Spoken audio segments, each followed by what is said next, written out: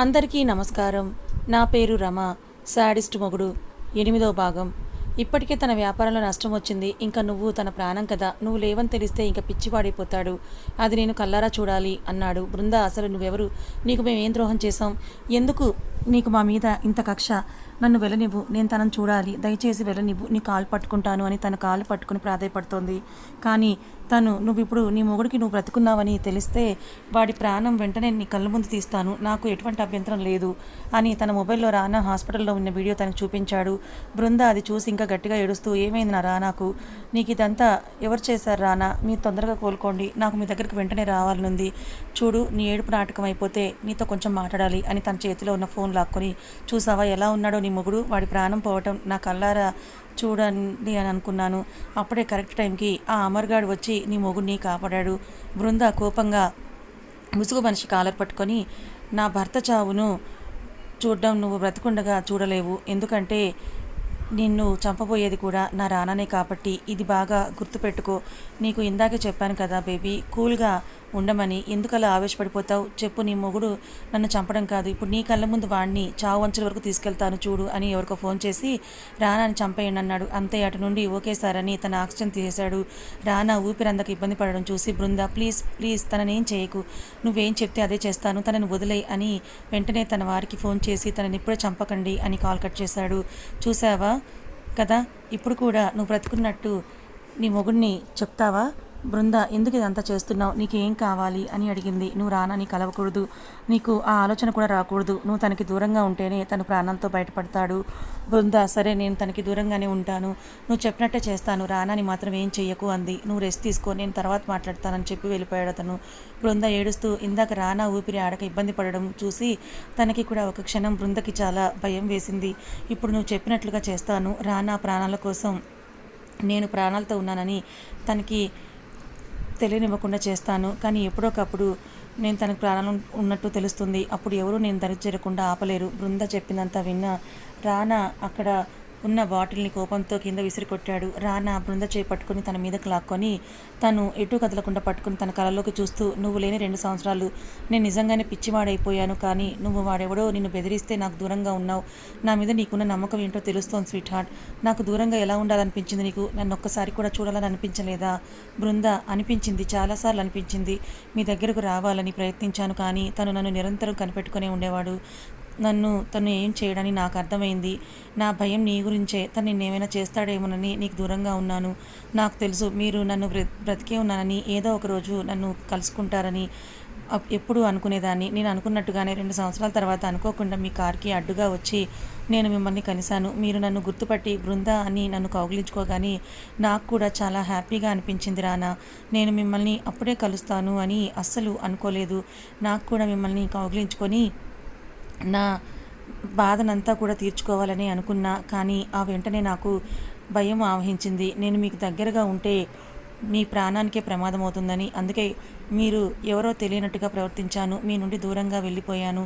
నాకు తెలుసు మీరు నన్ను కనిపెట్టి ఎలా అయినా నన్ను మీ దగ్గరకు రప్పించుకుంటారని. నేను అనుకున్నట్టుగానే నన్ను మీ దగ్గరకు రప్పించుకున్నారు. నేను లేని 2 సంవత్సరాలు మీరు ఎంత బాధపడ్డారు, మీకు దూరం అయ్యి నేను అంతే నరకం అనుభవించాను అని ఏడుస్తూ రానాని గట్టిగా కౌగిలించుకుంది. బృంద రానా నుదుటిన ముద్దు పెట్టి, నిన్ను బాధపెట్టిన వాణ్ణి నీ కళ్ళ ముందు నరకం చూపించి చంపుతాను అన్నాడు రానా. బృంద, నాకు తెలుసు మీ కోపం ఎలా ఉంటుందో, అందుకే ఇన్ని రోజులు మీకు నేను నిజం చెప్పలేదు. రానా, మరి నేను బృందని కాదు మిత్రని అని ఎందుకు చెప్పావు? మిత్ర ఎవరు? విజయ్, నీకేం ఎలా తెలుసు? బృంద, నాకు అజయ్ చాలా సహాయం చేశాడు. మిత్ర అచ్చు నాలాగే ఉంటుంది, నేను తను ఒకేలా ఉంటాం రానా. బృందని చూస్తూ, ఏంటి నేను నీకు పిచ్చోళ్ళలా కనిపిస్తున్నానా నువ్వు చెప్పినంత నమ్మడానికి? బృంద, నేను చెప్తోంది నిజం రానా, నేను మీకు తనని చూపిస్తాను, కానీ తను ఇప్పుడు కోమాలో ఉంది.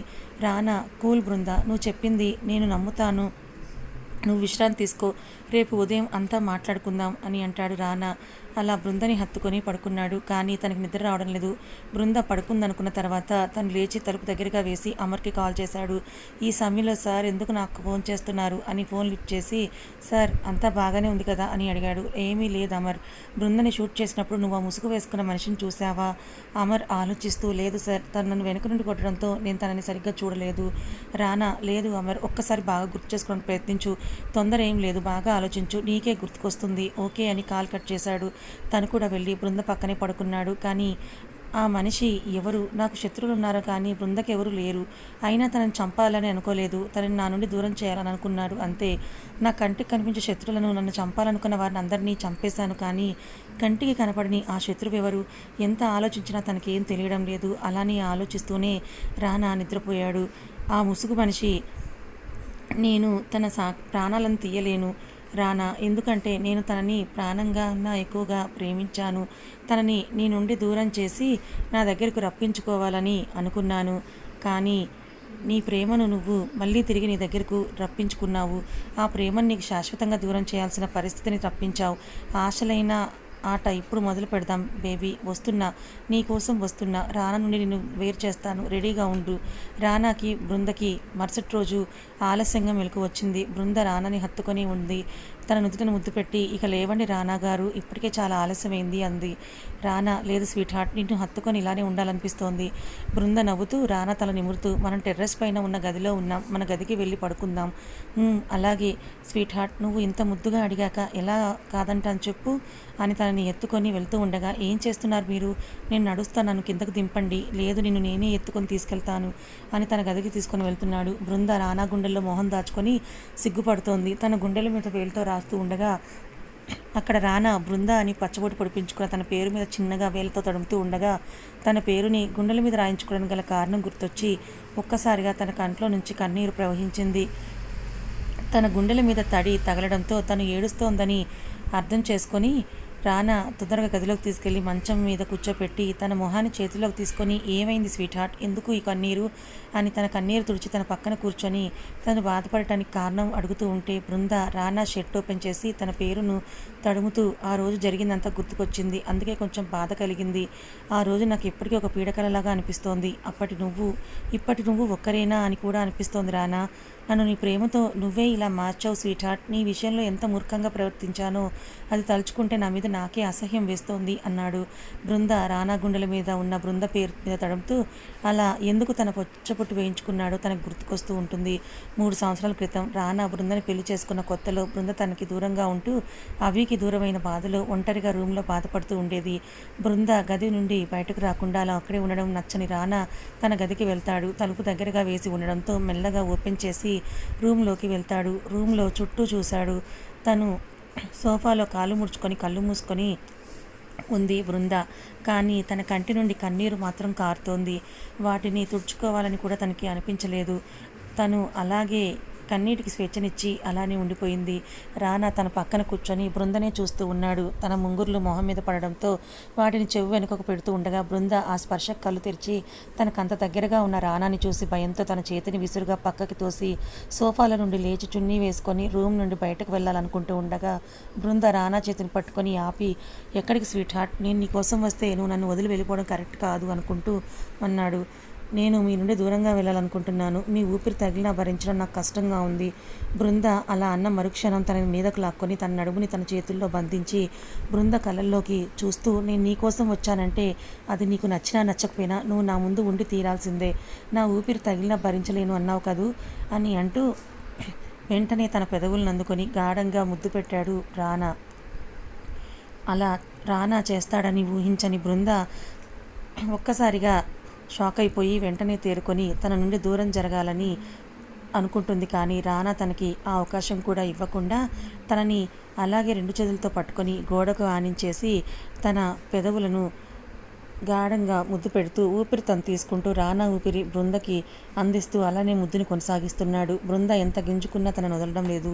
తన కన్నీరు రానా చెంపలకు తాకడంతో తన నుండి దూరంగా జరిగి బృందని బెడ్ మీద విసురుగా తోసి తన పెదవులు తుడుచుకుంటూ, నేను నీతో మాట్లాడాలని వచ్చాను, కానీ నాకు ఇంత మంచి బహుమతి ఇస్తావు అనుకోలేదు స్వీట్ హార్ట్. నిజంగా చాలా బాగుంది. జీవితంలో నేను ఏ ఆడపిల్ల వెంట పడలేదు, కానీ నిన్ను చూసిన క్షణం నాకు నువ్వు జీవితం అంతా కావాలనిపించింది. అందుకే బలవంతంగా నీ ఇష్టంతో పని లేకుండా నేను పెళ్లి చేసుకున్నా అన్నాడు. ఇందాక ఏమన్నావు? నా ఊపిరి కూడా నువ్వు భరించలేనన్నావు కదా. మరి నా ఊపిరి నీకు ప్రాణం పోతుందనిపించి అందించాను. మరి ఇప్పుడు ఏం చేస్తావు అన్నాడు బృందాని. బృంద ఏడుస్తూ వచ్చి, మీరు ఇలా ఇష్టం లేకుండా నన్ను అని చెప్పలేక ఆగిపోయింది. రానా బృంద రెక్క పట్టుకొని తన మీదకు లాక్కొని, నిన్ను ముద్దు పెట్టుకోవాలనుకున్నా ఇంకా అంతకు మించి చేయాలన్నా నీ పర్మిషన్ నాకు అవసరం లేదు. నువ్వు ఇలా నీ మాజీ ప్రియుని గురించి ఆలోచిస్తూ ఉంటే అది నీకే సమస్య అవుతుంది. కానీ అందువల్ల నాకు వచ్చే సమస్య నష్టం ఏమీ లేదు కానీ అని అంటూ బృంద బుగ్గలు రెండు గట్టిగా ఒత్తి పట్టుకొని, నా చెల్లెల జీవితం నాశనం చేయాలని చూశావు.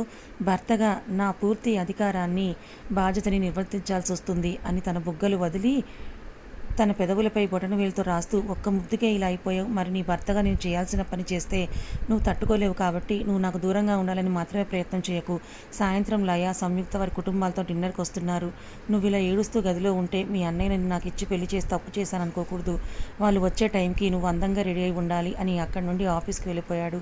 రానా వెళ్ళిపోయిన తర్వాత అలానే ఏడుస్తూ మంచం మీద పడుకుంది. సాయంత్రం మెలకు వచ్చిన తను రానా చెప్పినట్టుగా అందంగా రెడీ అయ్యి గదిలో ఉంది. రానా ఆఫీస్ నుంచి ఫ్రెష్ అయ్యి బృంద గదిలోకి వెళ్ళి చీరలో ఉన్న తనని చూసి, వావ్ చాలా అందంగా ఉన్నావు స్వీట్ హార్ట్ అని తనతో కిందకు తీసుకొని వెళ్ళాడు. వాళ్ళు కిందకు వెళ్ళిలోగా లయ, సంయుక్త, కిషోర్, అభి వాళ్ళు కూడా వచ్చారు. బృంద కిషోర్ని చూడగానే వెళ్ళి కౌగిలించుకొని, అన్నయ్య ఎలా ఉన్నారు అని అడిగింది. కిషోర్, నేను కాదు, నువ్వెలా ఉన్నావో చెప్పు అని అడిగాడు. రానాతో నువ్వు బాగానే ఉన్నావా అని అడిగాడు.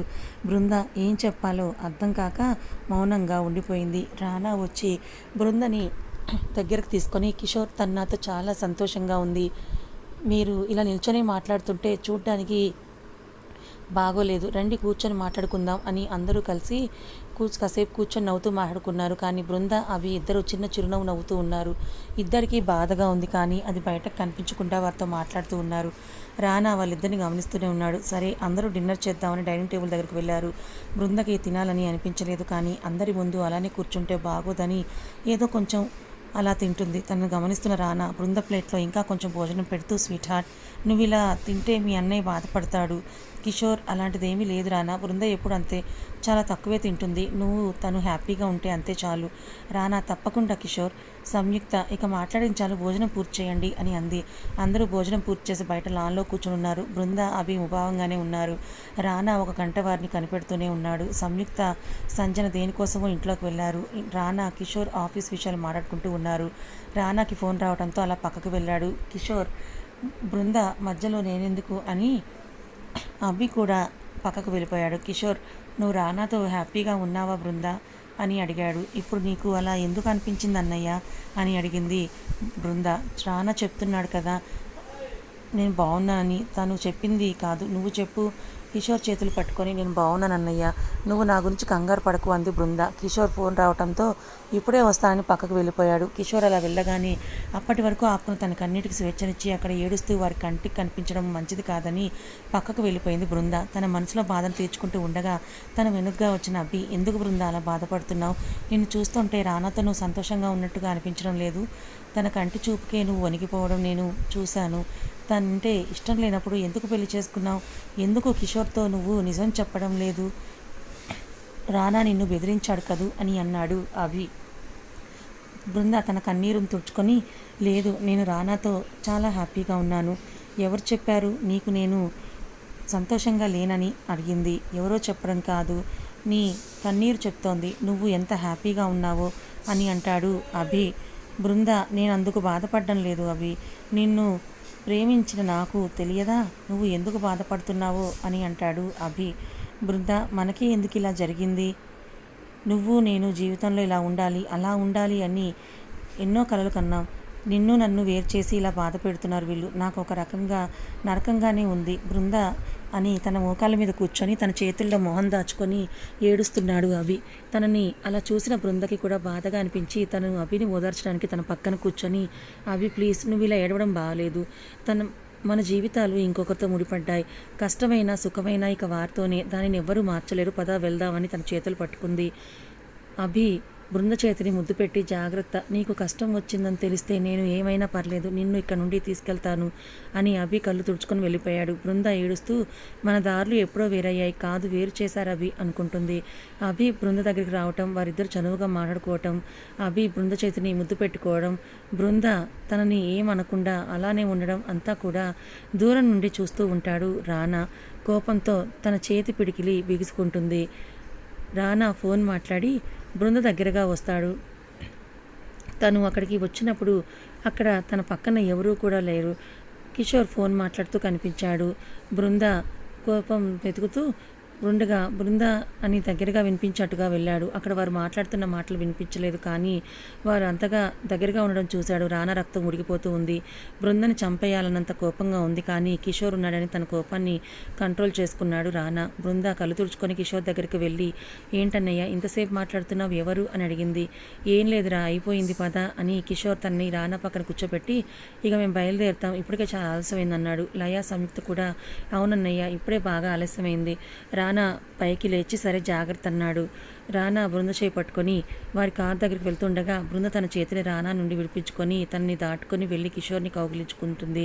కిషోర్ తన నుదుటిన ముద్దు పెట్టి జాగ్రత్తరా అని అందరూ కూడా వెళ్ళిపోయారు.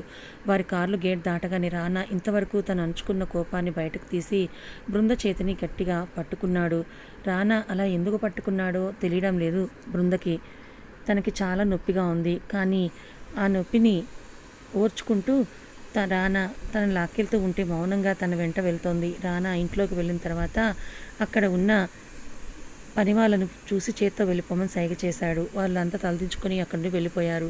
బృందకి చాలా భయంగా ఉంది. రానా ఎంతో కోపంగా ఉంటే పని వాళ్ళ ఇంట్లో నుంచి బయటికి వెళ్ళమంటాడు. ఇప్పుడు ఏం జరిగిందో తెలియడం లేదు. బృంద ఆలోచనలో ఉండగానే రానా తనని తన గదిలోకి తీసుకెళ్లి మంచం మీద తోసి తలుపు తాళం వేసి తన కోటు తీసి విసిరేసి పడేశాడు.